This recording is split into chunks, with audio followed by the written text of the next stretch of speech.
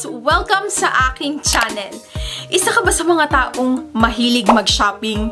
Pero napapansin mo, pagka-uwi mo ng bahay, umuuwi kang luhaan kasi ubos ang budget mo. Plus, hindi mo talaga nabili yung mga kailangan mo. Kung ano-ano na lang yung nabili mo hanggang sa nire-regret mo yon. Worry no more! Kasi sa video na ito, magbibigay ako ng 5 tips kung paano ba magiging smart shopper. Tip number 1, sa bahay pa lang ay gumawa ka na ng listahan ng mga bibilihin mo. Yes, sahod na. Okay, ililista ko na muna yung mga bibilhin ko at baka magulat na naman ako pag uwi ko. Ubus na naman yung pera, hindi ko naman alam kung saan napunta. Okay, push. And i-categorize mo sila into 2 types. Kailangan bilhin at gustong bilhin. Take note guys, may pagkakaiba tong dalawa na to. Ang kailangan bilhin, ito yung pagkain sa ref, o kaya naman pag meron ka nasirang appliances na lagi mong ginagamit at kailangan ng palitan kasi sira na, katulad ng electric fan. So, yung mga gusto naman, ito yung kahit hindi mo siya mabili sa ngayon, eh okay ka pa rin. Katulad ng mga bagong damit, accessories, or in my case, makeup. Kaya dapat lagi mong i-prioritize na mauna sa listahan mong bibilhin ay yung mga kailangan. And pag may natira doon sa pera mo, tsaka ka na lang bumili ng mga gusto mo. At ang kagandahan pa sa naglilista ay maiiwasan mo yung may makakalimutan ka, yung pabalik-balik ka. So, always make sure na maglista muna bago umalis para maging organized at makasave ka sa iyong budget. Sira na yung kama. So, priority, kailangan makabili muna ng kama, gatas ni Sky, groceries, syempre kailangan yan. And of course, syempre, pag may natira, bibili ako ng makeup. Yan. Okay, may listahan na tayo. Let's go!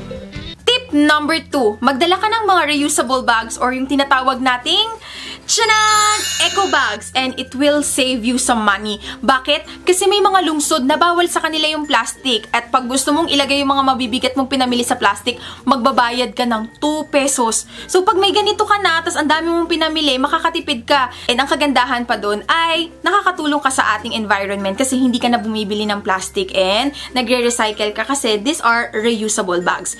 Tip number 3, mag-canvas. Ito, lagi ko itong ginagawa, lalo na pag alam ko medyo may kamahalan, pinag-ipunan ko yung bibilhin ko. Nagka-canvas muna ako, store per store, or iniikot ko yung buong mall para malaman ko, kasi sayang din kahit sabi mong 100 pesos lang yung diferensya, still 100 pesos pa din yon. Minsan may mga damit na, alam mo, pangalan lang yung binayaran mo, pero meron siyang katumbas na ibang brand na halos parehas lang na maganda yung tela, maganda rin yung fitting sa'yo, parehas na parehas yung kulay. Kaya ako naniniwala ako na sobrang importante na mag-canvas ka muna. Kasi pag binili mo na yan, tapos may nakita ka na mas mura, nakakasama ng loob yung tipong, hala, 1,000 yung binili ko, ito 800, o kaya ito 500 lang. Manghihinayang ka, diba? Kaya guys, push, maglakad-lakad ka kasi may mas mahahanap ka pa niyan na mas okay na deal, mas mababang presyo, mas magandang option. Alam mo yun, makakamura ka na, nakapag-exercise ka pa. Tip number 4, the more, the merrier. Naku, swimming na nga pala next week. Wala pa akong susuotin. Teka, tawagan ko na muna si Bestie. Hello? Hello, Bes? May susuotin ka na ba next week?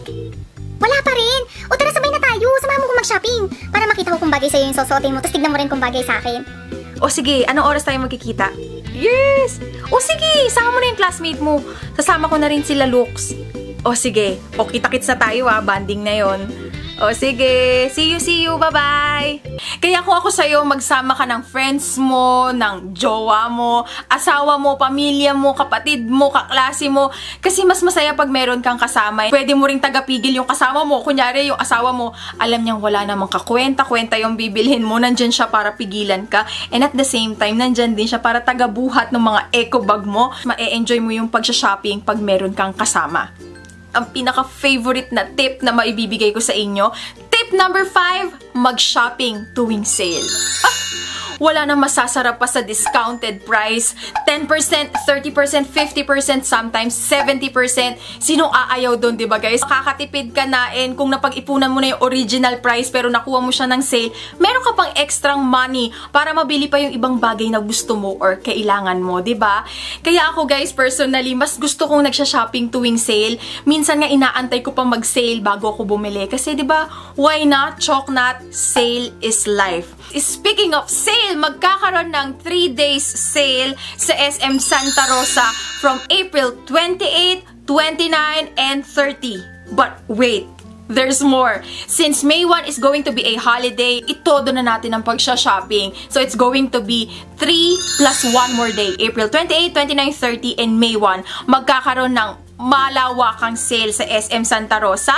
So guys, goro na kayo sa SM Santa Rosa para ma-enjoy nyo na yung mga deals nila. There's more. All the Prestige card holders sa unang araw ng sale, which is Friday, April 28, they have the whole day to shop and makaka-receive sila ng mga additional discounts on top of the regular discounts na makukuha mo sa mall. And para naman sa mga katulad ko na merong SM Advantage card, sa Sabado naman tayo guys. We also have additional discounts on top of the regular discounts na makukuha natin sa mall hanggang 12 o'clock noon.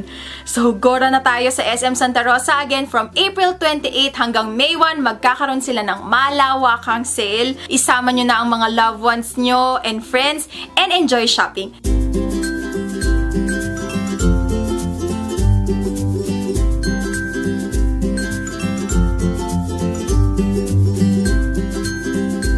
Ready na ako. Tara na, gora na tayo sa SM Santa Rosa. Naka-sale ngayon, kaya magka-canvas na muna ako. Huwag kalimutan yung eco bag. Bye! Thank you so much for watching. Until my next video. Bye! Up here!